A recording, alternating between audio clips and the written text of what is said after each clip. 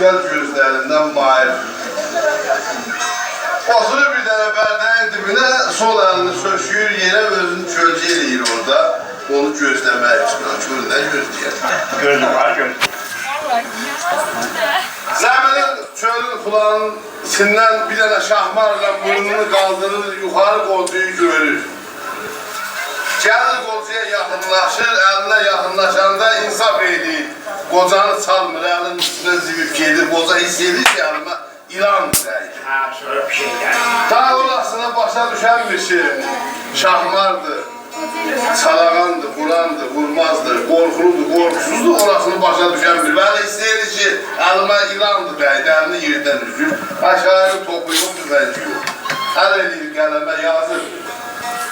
Varlığını hiss edirəm mən anlamıram, sarı, yaşıl, çoram, al, qırmızını aparır, 3 dənə rəngət aparır burada. Sarı, yaşıl, çoram, al.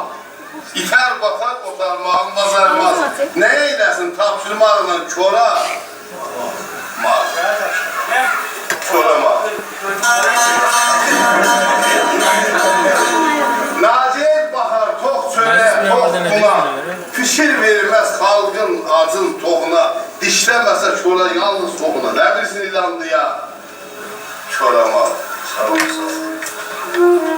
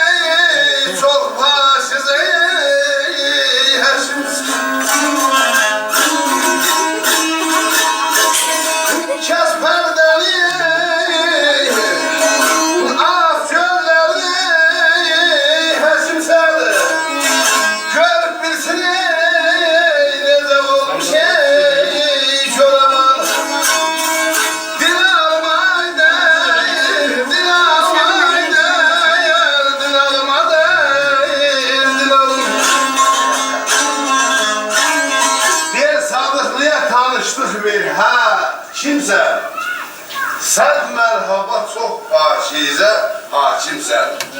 Kəs pərdəni, aç gözlərin həkimsən. Görüb bilsin necə olmuş çora əmal. Ay qardaş, çorun da əmal olur. Təşbih olur, burada çoramala. Çoramal. Xoşvaxt olur.